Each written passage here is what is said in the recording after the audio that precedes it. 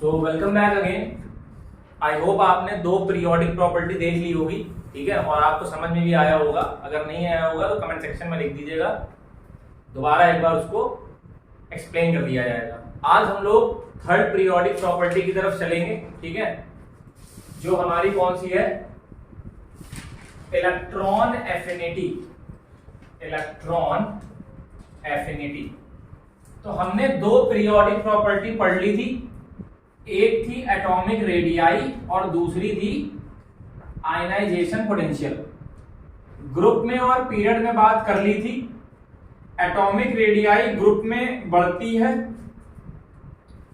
Period में atomic radii घटती है। आईपी ग्रुप में घटती है और आईपी पीरियड में बढ़ती है। इतनी बात हम लोग लास्ट टर्म तक कर चुके थे, ठीक है। बात समझ में आ रही कि नहीं आ रही है? अब मैंने बताया था सॉरी, ग्रुप में जब भी आप कॉन्सेप्ट लगाओगे, नंबर ऑफ शेल्स का कॉन्सेप्ट आपको लगाना है। ग्रुप में आप जब भी कॉन्सेप्ट लगाओगे, आपको कौन सा कॉन्सेप्ट लगाना है? आपको लगाना है नंबर ऑफ शेल्स का कॉन्सेप्ट। पीरियड में जब भी आपको कॉन्सेप्ट लगाना है, आप लगाओगे इफेक्टिव न्यूक्लियर चार्ज का, ठीक है। ग्रुप में जो कॉन्सेप्ट लगेगा वो नंबर ऑफ शेल्स का लगेगा, पीरियड में जो लगेगा वो इफेक्टिव न्यूक्लियर चार्ज का लगेगा। इतनी बात हम लोग कर चुके थे और ये दो पीरियोडिक प्रॉपर्टी मैंने अपनी तरफ से पूरी कोशिश की कि आपको अच्छे से समझाएं, और हमें लगता है कि चीजें आप तक पहुंच गई होंगी, ठीक है, जो मैं डिलीवर करना चाह रहा था एटॉमिक रेडियाई और आईपी के थ्रू, ठीक है। तो आज हम लोग अपनी नेक्स्ट पीरियोडिक प्रॉपर्टी की तरफ चलते हैं, जिसका नाम है इलेक्ट्रॉन एफिनिटी। शॉर्ट में इसको ये लिखते हैं, ठीक है। तो ये क्या होती है, ध्यान सुनिएगा। इसमें कहते हैं it is defined as amount of energy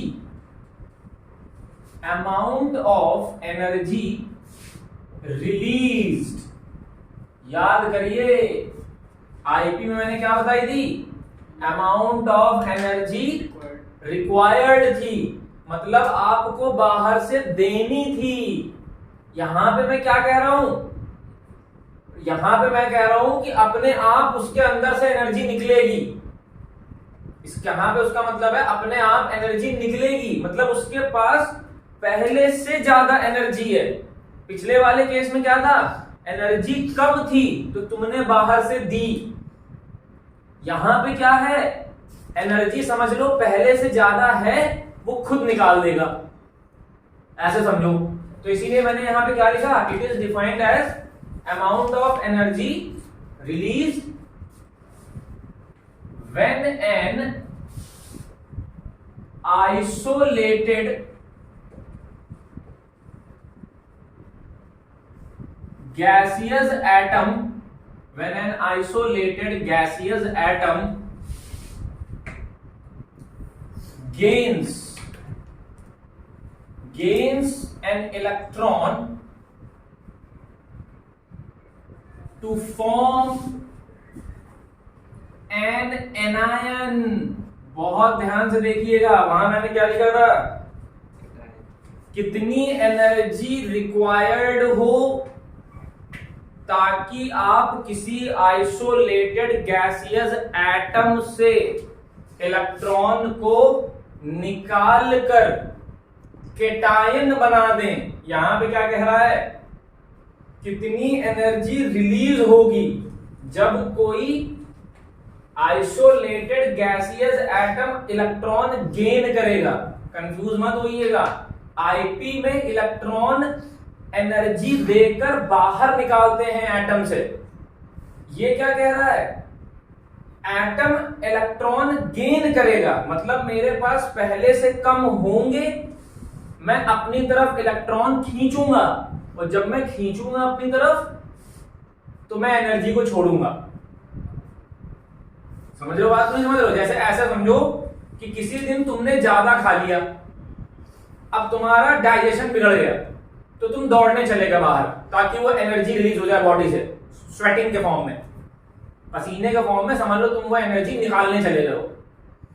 और जब तुम खा रहे हो तो तुमको भूख लगी है, तो तुम एनर्जी के फॉर्म में खा रहे हो, वो आईपी हो गया। अभी लिया तुमने एनर्जी, इस केस में एनर्जी निकाल रहे हो, ज्यादा है, ठीक है। वो ज्यादा कैसे होगी? जब ज्यादा खा लोगे। तो ज्यादा कैसे होगी? जब वो इलेक्ट्रॉन गेन कर लेगा। ज्यादा खा लिए, ऐसे समझ लो इलेक्ट्रॉन गेन कर लिए, इलेक्ट्रॉन गेन कर लिए, अब ज्यादा हो गया। अब ज्यादा हो गया तो एनर्जी को छोड़ के अपने आप को स्टेबल करोगे। जैसे ज्यादा खा लिए, लग रहा है अरे दिक्कत हो रही, दौड़ के आए, सही हो गया। तो वही ये भी करता है, जब ये इलेक्ट्रॉन गेन करता है तो इसको दिक्कत होती है। अब दिक्कत होगी तो ये एनर्जी छोड़ेगा, एनर्जी छोड़ेगा, आराम से चुपचाप बैठ जाएगा, ठीक है। तो देखिए, तो ये बात समझ में आई डेफिनेशन। मतलब आपको एक एलिमेंट लेना है, कोई भी लीजिए, एक्स ले लिया मैंने इस बार, लेट अस सपोज एक्स, एक एलिमेंट का मैंने एटम ले लिया, एक एलिमेंट का मैंने लेट अस सपोज एटम ले लिया। अब ये क्या करेगा? ये एक इलेक्ट्रॉन गेन करेगा, ये एक इलेक्ट्रॉन गेन करेगा। जब ये एक इलेक्ट्रॉन गेन करेगा तो इसके ऊपर -1 चार्ज आएगा। पीछे एक इलेक्ट्रॉन लूज कर रहा था तो उस पर +1 आया था, यहां पे ये इलेक्ट्रॉन गेन कर रहा है तो इस पे क्या आएगा? माइनस, और ये एनर्जी छोड़ेगा। ये है इसकी रिएक्शन कि कोई एलिमेंट लेटेस्ट से एक्स इलेक्ट्रॉन गेन करेगा, जब गेन करेगा तो उसके ऊपर -1 आएगा। अब ज्यादा खाना हो गया, वैसे समझ लो इलेक्ट्रॉन ज्यादा हो गए तो अपने आप को स्टेबल करने के लिए क्या करेगा? एनर्जी रिलीज करेगा। क्या करेगा? एनर्जी रिलीज करेगा, ठीक। समझ में आ रही है? एक चीज और सुन लीजिए, आईपी में क्या थी? रिक्वायर्ड, तो वो वाला प्रोसेस क्या है? एंडोथर्मिक। यहां पे क्या है? Released exothermic process. ये 9th क्लास में हम लोगों ने पढ़ा है, जब एनर्जी रिक्वायर्ड होती है एंडोथर्मिक, एनर्जी रिलीज होगी एक्सोथर्मिक, ठीक है। तो ये हो गई इसकी रिएक्शन। ये जो डेफिनेशन लिखी है वही यहां पे मैंने लिखा है, ठीक है। अब इसकी इस एनर्जी को किस यूनिट में मेजर करते हो? तो यहां पे लिख दे रहा हूं मैं, it is measured in electron volt पर एटम या फिर किलो जूल पर मोल। इलेक्ट्रॉन एफिनिटी किसमें मेजर करते हैं? इलेक्ट्रॉन वोल्ट पर एटम या फिर किलो जूल पर मोल। और आईपी को भी इसी में मेजर करते हैं। मुझे ऐसा लग रहा है कि मैंने आईपी में किस यूनिट में मेजर करते हैं यहां नहीं बताया था। आईपी में एटॉमिक रेडियस में मैंने बताया था, एंगस्ट्रॉम में करते हैं, पर मैंने आईपी में नहीं बताया। तो आईपी में भी याद रखिएगा, इलेक्ट्रॉन वोल्ट पर एटम में ही एनर्जी को मेजर करते हैं। अरे इसकी कोई यूनिट होगी ना, जैसे आप कोई चीज खाते हो तो एनर्जी आपको कैलोरी के फॉर्म में मिलती है, तो ये भी तो कोई एनर्जी जो होगी उसकी कोई ना कोई यूनिट होगी, तो वो इलेक्ट्रॉन वोल्ट पर एटम है, ठीक है। चलिए आगे देखते हैं। अब समझिए, अब हम क्या देखेंगे? ट्रेंड देखेंगे कि ग्रुप में क्या ट्रेंड होगा और पीरियड में क्या ट्रेंड होगा। उस ट्रेंड को फिर से देखेंगे, जैसे हम लोग ने कल देखा था। एटॉमिक रेडियस के लिए देखा ट्रेंड, ग्रुप में देखा था, पीरियड में देखा था, यहां पर भी देखेंगे। देखिए, नोट कर लिया, इतना रख कर दें। चलिए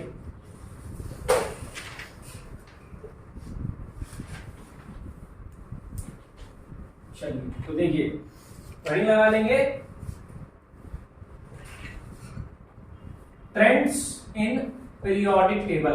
पीरियोडिक टेबल में क्या बदलाव देखने को मिलेगा ग्रुप और पीरियड में। तो सबसे पहले लिख दिया मैंने, क्या लिखते थे? Down a group, down a group. अब मेरी एक बात समझना बहुत ध्यान से, कल मैंने एटॉमिक रेडियाई और आईपी को एक्सप्लेन करने के लिए ग्रुप नंबर 1 लिया था, ठीक है। और मैंने ये भी कहा था कि इनको पीरियोडिक प्रॉपर्टी क्यों कह रहे हैं, इनको पीरियोडिक प्रॉपर्टी क्यों कह रहे हैं? क्योंकि ये हर ग्रुप पे लगेंगी, हर पीरियड पे लगेंगी। जो चीज तुम्हें ग्रुप 1 में देखने को मिलेगी वही चीज तुमको ग्रुप 2 में देखने को मिलेगी। कल ये बात मैंने बताई थी, रिवीजन करिए घर पे बार बार, हल्के में मत लीजिए टॉपिक। ये मत सोचिए कि एक बार पढ़ लिया आपको याद रहेगा, आपको मल्टीपल टाइम्स रिवीजन करना है अगर आपको चीजें याद रखनी है। अब कोई पूछ लिया इनको पीरियोडिक प्रॉपर्टी क्यों बोल रहे हैं, तो मैंने बताया था कि चाहे आप पहले ग्रुप पे लगाएं चाहे आप दूसरे ग्रुप पे लगाएं, आपको ऑब्जर्वेशन वही मिलेगा। अगर ग्रुप में आईपी बढ़ी है तो पीरियोडिक टेबल का कोई भी ग्रुप लोगे आईपी बढ़ेगी। अगर एटॉमिक रेडियाई पीरियड में घटी है तो कोई भी ग्रुप ले लोगे पीरियड में घटेगी। इसीलिए तो बोला गया पीरियोडिक प्रॉपर्टी जो हर एक रेगुलर इंटरवल पे रिपीट हो रही है और रिपीट होगी उसी ट्रेंड के साथ रिपीट होगी। जो ट्रेंड पीरियड 1 पे वही ट्रेंड पीरियड 2 पे, जो ग्रुप 1 पे ट्रेंड वही ग्रुप 2 पे ट्रेंड। आप समझिएगा, मैं इसको एक्सप्लेन करने के लिए ग्रुप नंबर 17 ले रहा हूं। अब ये कौन सी बात हो गई, आप तो अपने मन के हिसाब से काम करते हैं। कभी आप ग्रुप 1 लेके एक्सप्लेन कर देते हैं, कभी आप ग्रुप 17 लेके एक्सप्लेन कर देते हैं, ये कौन सी बात है। तो सुनो, आईपी क्या कहती है, इलेक्ट्रॉन निकालना है। इलेक्ट्रॉन लूज कौन करते हैं, मेटल्स। इलेक्ट्रॉन लूज कौन करते हैं, मेटल्स। मेटल्स जनरली कहां प्रेजेंट है, ग्रुप फर्स्ट और ग्रुप सेकंड में। मेटल्स कहां प्रेजेंट है, ग्रुप फर्स्ट और ग्रुप सेकंड में। तो इसीलिए मैंने आईपी को एक्सप्लेन करने के लिए ग्रुप फर्स्ट पकड़ा था। यहां मुझे क्या कराना है, इलेक्ट्रॉन गेन कराने हैं। आईपी में इलेक्ट्रॉन लूज कराना था, इलेक्ट्रॉन एफिनिटी में गेन, इलेक्ट्रॉन गेन कराना है। इलेक्ट्रॉन गेन कौन करता है, नॉन मेटल्स। अच्छे नॉन मेटल्स कहां प्रेजेंट है, 17 में। 17 ग्रुप को क्या बोलते हैं प्रशांत जी, क्या बोलते हैं, हेलोजेंस। ग्रुप 17 को बोलते हैं हेलोजेंस। क्या बोलते हैं, हेलोजेंस। तो समझ में आया मैंने ग्रुप 17 क्यों लिया है, क्योंकि ग्रुप 17 में ज्यादा अच्छे नॉन मेटल्स हैं जो इलेक्ट्रॉन को कायदे से, या कह सकते हैं उनके अंदर इलेक्ट्रॉन को गेन करने की टेंडेंसी सबसे अच्छी होती है। इसीलिए मैं इस पीरियोडिक प्रॉपर्टी को 17 पे एक्सप्लेन कर रहा हूं। तो क्या और ग्रुप्स पे नहीं लगेगी, लगेगी। अगर नहीं लगती तो पीरियोडिक प्रॉपर्टी नहीं होती। पर इसका जो बेस्ट एक्सप्लेनेशन है वो ग्रुप 17 पे ज्यादा इफेक्टिव बैठता है, इसीलिए ग्रुप 17 को ले रहे हैं। तो देखिए,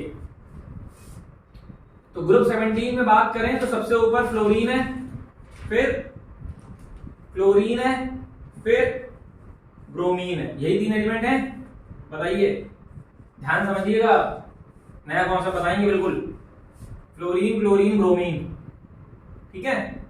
तो 2,8 सॉरी 2,7 फ्लोरीन हो गया, 2,8,7 हो गया, और ये 2,8,18,7 हो गया। बिहार यही था, क्या बताया था मैंने, जब थर्ड पीरियड में हाँ तो आपको 18 भरने हैं, तब आपको 8 नहीं भरने हैं। ये लॉजिक मैंने बताया है कि अगर 20 से ऊपर निकल गया है, जैसे आप अपने हिसाब से कैसे भरते, अगर आप क्लास 10th के हिसाब से पढ़ते, अगर आपने मेरा वो शॉर्ट वीडियो देखा है तो मैंने बताया है थर्ड में 8 भरने हैं। अगर आप यहाँ पे 8 भरते तो आपको बाद में कितने भरने पड़ते, और इलेक्ट्रॉन भरते कि नहीं भरते, भाई इसका 35 होता है, 35। तो आप यहाँ पे भरते कि नहीं भरते, जब आप यहाँ भरते तो आप देखेंगे जोड़ने के बाद 20 हो जाएगा। यहाँ पे कितने भरेंगे, अच्छा बताओ, 8 2 10 18 17, यहाँ 17 लिख दिया। तो टोटलिंग 20 क्रॉस कर रही है कि नहीं कर रही है, अगर टोटलिंग 20 क्रॉस कर गई तो याद रखिएगा यहां पर 18 नहीं भरते हैं, 20 क्रॉस करनी चाहिए, 20 पे लगेगा नियम, एटॉमिक नंबर 20 पे नियम लगेगा, यहां 8 भरना है, 20 क्रॉस होने पर यहां 18 भरना है। तो 2 8 18 7 अब हो गया 35, ठीक है। कितनी शेल है इसके पास, 2। कितनी शेल है इसके पास, 3। कितनी शेल है इसके पास, 4। ठीक है ना। अब समझना, सबके बाहर वाली शेल में कितने इलेक्ट्रॉन है? 7। इसमें 7 इलेक्ट्रॉन है। इसमें भी बाहर वाली में कितने हैं? 7। इसमें भी बाहर वाली में कितने हैं? 7। अब मुझे ये बताओ, इसकी बाहर वाली में टोटल हो कितने सकते हैं? इसकी बाहर वाली में टोटल हो कितने सकते हैं? अगर आपको ये नहीं पता है, 32 बता रहा,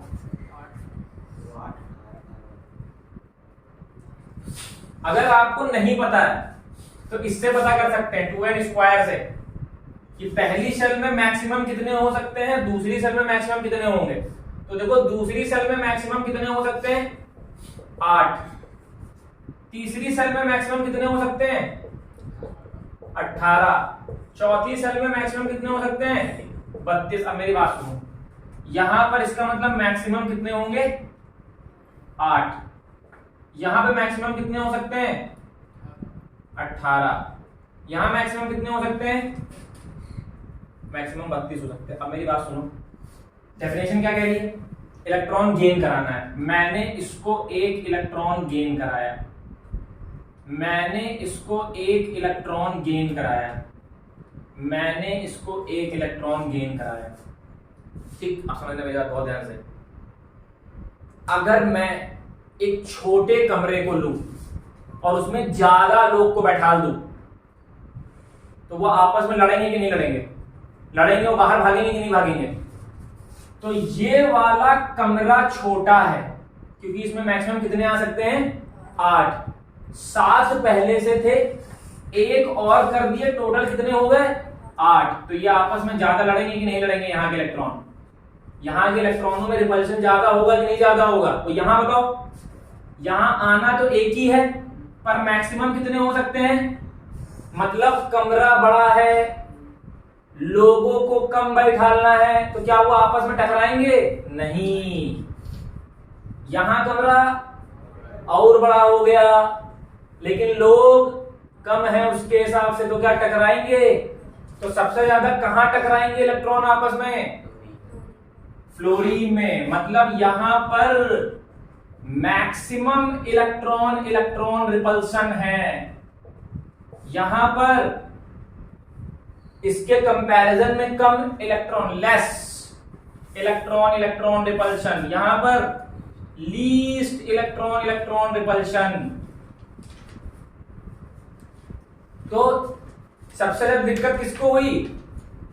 सबसे ज्यादा दिक्कत किसको हुई? सबसे ज्यादा दिक्कत किसको हुई? तो फ्लोरीन क्या करेगा? अगर अपने आप को उसको ठीक करना है, ज्यादा एनर्जी छोड़ देगा। ज्यादा खाए हो तो ज्यादा दौड़ के आओ, ज्यादा खाना खा लियो, वो पेट तुम्हारा छोटा था, थे सबसे छोटे, खा लिए सबसे ज्यादा, तो ज्यादा दौड़ के आओगे। तो सबसे ज्यादा एनर्जी किसको निकालनी पड़ेगी? हाँ, क्योंकि यहाँ पर मैक्सिमम इलेक्ट्रॉन इलेक्ट्रॉन रिपल्शन है। इससे कम एनर्जी कौन निकालेगा? उससे कम कौन निकालेगा? उससे कम कौन निकालेगा? ब्रोमीन। तो इसका मतलब मैं यहाँ पर ये डेवलप कर रहा हूं। क्या मैं लाइन खींच के ये लिख सकता हूं नीचे की तरफ? अप से डाउन में मैं क्या लिख सकता हूं? क्या लिख सकता हूं मैं? क्या लिख सकता हूं ऊपर से नीचे जाने पर? जब मैं फ्लोरीन क्लोरीन ब्रोमीन की तरफ मूव कर रहा हूं, मैं सीधे एक लाइन लिख दूंगा बस। Number of shells increases due to which, क्या? Due to which on addition of extra electron in a valence shell, due to increase the number of shells in, यहां पर ऐसे लिखोगे on moving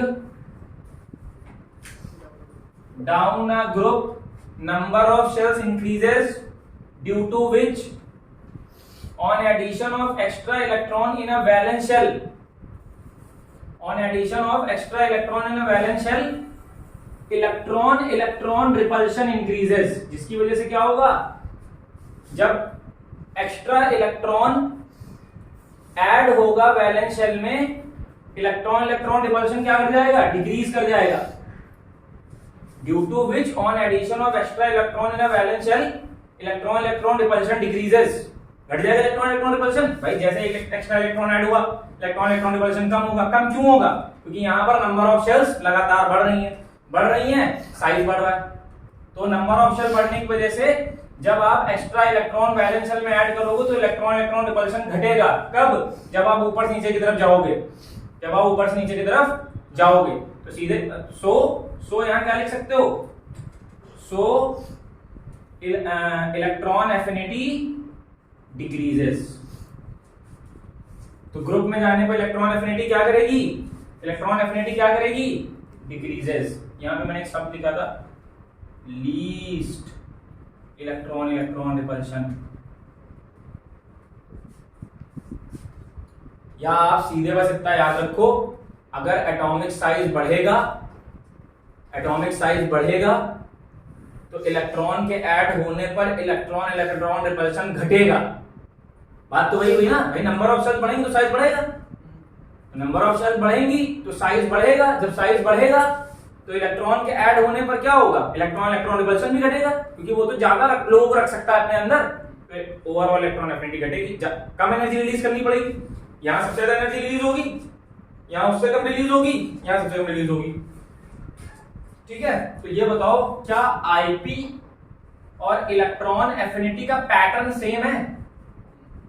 क्या इन दोनों का पैटर्न सेम है? देखो पीछे चेक करो, वो भी तो ग्रुप में घट रही थी। आयनाइजेशन पोटेंशियल भी तो पीछे मैंने पढ़ाया था ग्रुप में घट रही थी, तो इलेक्ट्रॉन एफिनिटी भी घट रही है। तो दो का ट्रेंड सेम है, ऐसे याद कर लो, आईपी का और इलेक्ट्रॉन एफिनिटी का ट्रेंड सेम होता है। ग्रुप में दोनों क्या करती हैं? घटती हैं। ठीक है, तो ये ट्रेंड नोट हो गया, ग्रुप में नोट कर लीजिए। चलिए अब देखेंगे कौन सा? Across a period. ध्यान समझिएगा। देखो मैंने तुम्हें दो टॉप कॉन्सेप्ट बता दी, तुम्हें उन्हीं पे बस रहना है। ग्रुप में नंबर ऑफ शेल्स और पीरियड में इफेक्टिव न्यूक्लियर चार्ज, उन्हीं से तुम्हें सब डील करना है, उनसे तुमको सबको डील करना है, इतना याद रखो। ठीक, अब समझना, समझो। तो इधर तो लिखते थे लेफ्ट से राइट। अब क्या होगा? फिर से बात कर रहे हैं किसके पीरियड की? सेकेंड पीरियड के। अब यहां एक चीज गौर करना, मैंने बताया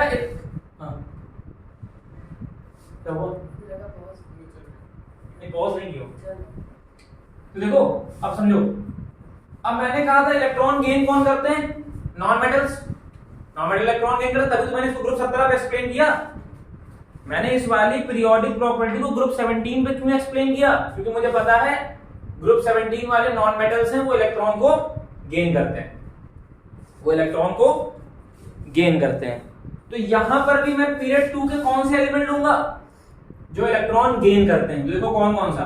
कार्बन, नाइट्रोजन, ऑक्सीजन, फ्लोरीन। तो पीरियड में मूव कर रहे हैं कि नहीं कर रहे हैं? अरे इससे पहले तुम्हारा माने वो भी ले लो यार, तुमको लिथियम, बेरिलियम, बोरॉन लेना है, ले लो, कोई दिक्कत नहीं, गलती नहीं होगी। पर नॉन मेटल्स है ना, तो इन पे ज्यादा अच्छे से एक्सप्लेन होता है, इन पे थोड़ा सा एक्सप्लेन करने में दिक्कत होती है, पर तुम सब पे लगा सकते हो, जो ऑर्डर लगेगा वो सब पे लगेगा। तो मैं इनको ले रहा हूं। अब देखो कार्बन 6, नाइट्रोजन 7, ये 8, ये 9, ये क्या होता है? 2,4, ये क्या होता है? 2,5, ये क्या होता है? 2,6, ये क्या होता है? 2,7। अब सुनना मेरी बात, दो शेल, यहां पर भी दो शेल, यहां पर भी दो शेल, यहां पर भी दो शेल। अब समझना मेरी बात, यहां इलेक्ट्रॉन कितने हैं? 4 इलेक्ट्रॉन। यहां पर कितने हैं? 5 इलेक्ट्रॉन। यहां पे कितने हैं? यहां पे कितने हैं? 7। ठीक, अब एक चीज मेरी और सुन लो, इलेक्ट्रॉन एक बार में एक ही गेन होता है और एक ही लूज होता है। अभी तुम कह दो कि इसको तो 3 चाहिए सर गेन करने के लिए, भाई 17 वालों को 1 इलेक्ट्रॉन चाहिए ऑक्टेट पूरा करने के लिए, तो इसका मतलब इसको ऑप्टेट पूरा करने के लिए 3 चाहिए होंगे, तो 3 करा दो। एक स्टेप पर चाहे आईपी पढ़ो चाहे इलेक्ट्रॉन एफिनिटी पढ़ो, एक स्टेप पर एक इलेक्ट्रॉन गेन होता है और एक ही लूज होता है, ध्यान रखना, एक से ज्यादा नहीं होगा। मतलब समझ रहे हो? इसका मतलब नाइट्रोजन के 3 इलेक्ट्रॉन गेन कराने के लिए मुझे 3 बार इलेक्ट्रॉन एफिनिटी लगानी पड़ती है, क्योंकि इसको टोटल कितने इलेक्ट्रॉन गेन कराने हैं? 3। तो पहले एक गेन कराओगे, फिर आईपी, फिर इलेक्ट्रॉन एफिनिटी, फिर दूसरा, फिर इलेक्ट्रॉन एफिनिटी, तीसरा। मतलब ये सब एक एक स्टेप पे होने वाले प्रोसेस है। ये नहीं कि तुमने जैसे कॉपी पे लिख देते हो कि नाइट्रोजन ने 3 इलेक्ट्रॉन गेन किए और ये N3- बन गया। नहीं, इतना आसान होता तो फिर क्या बात थी, घर घर में केमिस्ट्री होती। अगर इतना आसान होता तो घर घर में केमिस्ट्री होती और सब एक्सपेरिमेंट कर रहे होते। ये देखो फ्यूम्स निकाल दी, ये देखो डेंस वाइट फ्यूम है, ऐसे नहीं होता। तो ये सब सिंगल स्टेप का काम होता है। तो देखो समझो, एक इलेक्ट्रॉन इसको गेन कराना है, एक इलेक्ट्रॉन इसको गेन कराना है, एक हर स्टेप पे एक एक गेन होगा, हर एक स्टेप पर एक। तो सबसे ज्यादा रिपल्शन यही तो होगा, क्योंकि यहाँ 8 हो गए, यहाँ 7 हुए गेन होने के बाद, यहाँ 6 हुए, यहाँ गेन होने के बाद 5 हुए। तो सब यहाँ पे, इसका मतलब यहाँ पर इलेक्ट्रॉन इलेक्ट्रॉन रिपल्शन ज्यादा होगा, तो इसको फिर से ज्यादा एनर्जी रिलीज करनी पड़ेगी, नहीं करनी पड़ेगी। और एक तरीके से और समझ सकते हो, इसके न्यूक्लियस में कितने प्रोटॉन है? 7 प्रोटॉन। तो ये इनके पास न्यूक्लियर चार्ज ज्यादा होगा, तो ये बाहर वाले इलेक्ट्रॉनों को ज्यादा खींचेंगे। जब ज्यादा खींचेंगे तो अंदर वाले 2 इलेक्ट्रॉनों के बाहर वाले 8 इलेक्ट्रॉन से भी और टकराएंगे। भैया 2 लोग लाइन में ऐसे ऐसे खड़े हैं, तुमने पावर लगा के पीछे वालों खींचा, तो क्या पीछे वाले उड़ के चले जाएंगे? जो बीच में एक रो है, एक रो ये है, ठीक, और एक रो इसके पीछे, ऐसा समझो। ये आगे वाली रो, मतलब ये आगे वाली शेल, और इसके पीछे ये, इसके पीछे ये। अब तुमने यहां से पावर लगाई, तो क्या ये उड़ के थोड़ी ना चला आएगा? ये इसको धक्का ही मारते हुए तो आएगा। तो जब धक्का मारते हुए आएगा तो ये भी खींचेगा और सबसे बाहर वाला भी खींचेगा, तो ये भी तो आपस में टकराएंगे कि नहीं टकराएंगे? क्योंकि इलेक्ट्रॉन इसमें भी है, इलेक्ट्रॉन इसमें भी है। सेम चार्ज की वजह से क्या होगा? रिपल्शन। और जितने ज्यादा इलेक्ट्रॉन होंगे बाहर वाले में, उतना ज्यादा क्या होगा? रिपल्शन। यहां पे आ जाओ, यहां पे बाहर 7 है, अंदर 2 है, रिपल्शन कम होगा। जब ये खींचेगा, वो खींचेगा भी कम। कम क्यों खींचेगा? क्योंकि यहाँ पे कितने प्रोटॉन है? यहाँ पे कितने प्रोटॉन है? अरे सॉरी, यहाँ पे 9 प्रोटॉन है ना, यहाँ तो 9 प्रोटॉन है, एटॉमिक नंबर 9 है। यहाँ कितने प्रोटॉन होंगे? 8। तो कम खींचेगा भी, क्योंकि भैया न्यूक्लियर चार्ज कम हो गया ना। यहाँ न्यूक्लियर चार्ज ज्यादा है, यहाँ न्यूक्लियर चार्ज कम है। तो जब न्यूक्लियर चार्ज ज्यादा होगा तो ज्यादा पावर से खींचेगा। जब ज्यादा पावर से खींचेगा तो ये तेजी से आएगा, तो इसमें तेजी से टकराएगा, टकराएगा, रिपल्शन और होगा। यहां पे आ जाओ, न्यूक्लियर चार्ज मैं हूं, मैं, अब मेरे पास थोड़ा सा पावर कम हो गई, तो मैं इसको भी अपनी तरफ कम खींचूंगा, इसको भी कम खींचूंगा, तो इनके बीच में रिपल्शन भी कम होगा। तो सबसे ज्यादा रिपल्शन कहां मिलेगा? फ्लोरीन में। तो जब सबसे ज्यादा रिपल्शन होगा तो सबसे ज्यादा एनर्जी रिलीज करेगा कि नहीं करेगा? ये करेगा कि नहीं करेगा? तो सीधा सीधा यहां लिख सकते हैं क्या? इसका मतलब इधर से इधर जाने पर क्या होगा? IP increase. सबसे ज्यादा एनर्जी रिलीज कौन कर रहा है? फ्लोरीन। तो इधर से इधर जाने पर आईपी क्या हुई? इंक्रीज। तो यहां पे क्या लिखेंगे? On moving across a period effective nuclear charge increases due to which electron repulsion increases. Electron repulsion में बढ़ जाएगा, जितनी पावर से खींचेगा उतनी ज्यादा रिपल्शन होगा, ठीक है। On moving across a period effective nuclear charge increases due to which electron repulsion increases after addition of electron. After addition of electron, जब इलेक्ट्रॉन ऐड हो जाएगा तो उसके बाद की बात हो रही है। सो इलेक्ट्रॉन एफिनिटी इंक्रीजेस। तो आईपी की तरह ट्रेंड चल रहा है कि नहीं चल रहा है? आईपी भी ग्रुप में घट रही थी, इलेक्ट्रॉन एफिनिटी भी ग्रुप में घटी। अक्रॉस द पीरियड आईपी भी बढ़ रही थी, इलेक्ट्रॉन एफिनिटी भी बढ़ गई। क्लियर है?